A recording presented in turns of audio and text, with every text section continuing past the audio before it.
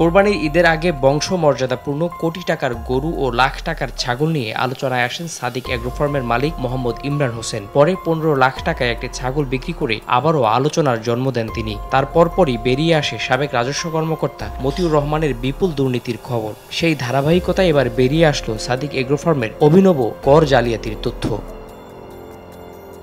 অনুসন্ধানে বেরিয়ে এসেছে কোটি টাকা দাম হাঁকানো আমদানি নিষিদ্ধ ব্রাহ্মা গরু কোটি টাকা বিক্রি করা হলেও কর দেওয়ার সময় সেসব গরুর দাম দেখানো হয়েছিল মাত্র 14,000 টাকারও কম। কোটি টাকায় একটি গরু বিক্রি করা সাদিক এগ্রোর জাতীয় রাজস্ব বোর্ডে প্রদর্শন করা হিসেব অনুযায়ী বছরে আয় মাত্র 81,21,269 টাকা।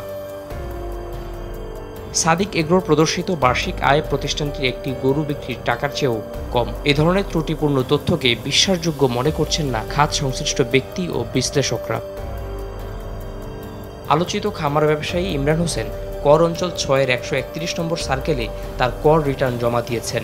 2022-23 কর বর্ষের নথিসূত্রে জানা গেছে সাদিক এগ্রো ছাড়াও তিনি ইমরান হোসেন ফিশ ফার্মের স্বত্বাধিকারী। এছাড়া আরও একাধিক কোম্পানি রয়েছে তার।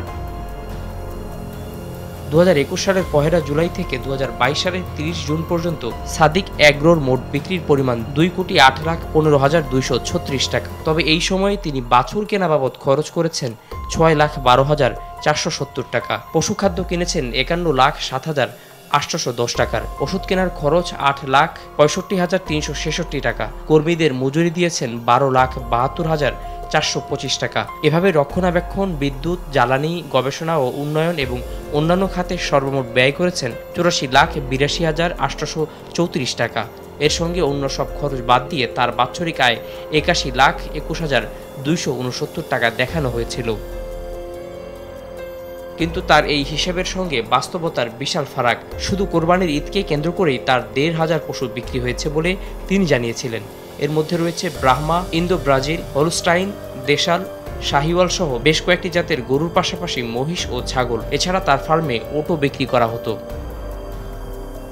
তার ফার্মে বেশিরভাগই কোটি টাকা দামের গরু। বছর জুড়ে 1,500 গরু বিক্রি করলেও সাদিক এগ্রোর বছরে আয়ের হিসেবের সঙ্গে করের হিসাব মেলানো দুষ্কর। ইমরানের বিক্রয়ের তথ্য অনুযায়ী 2,08,15,236 টাকায় তিনি 1,500 গরু বিক্রি করেছেন। সেক্ষেত্রে প্রতিটি গরুর দাম পড়েছে 13,877 টাকা। বর্তমান বাজারে এই দামে একটি মাঝারি মানের ছাগল কেনাও দুষ্কর। তার ফার্মের একটি ছাগল 12 লাখ টাকায় বিক্রির ইস্যুতে পুরো দেশ এখন সরগরম।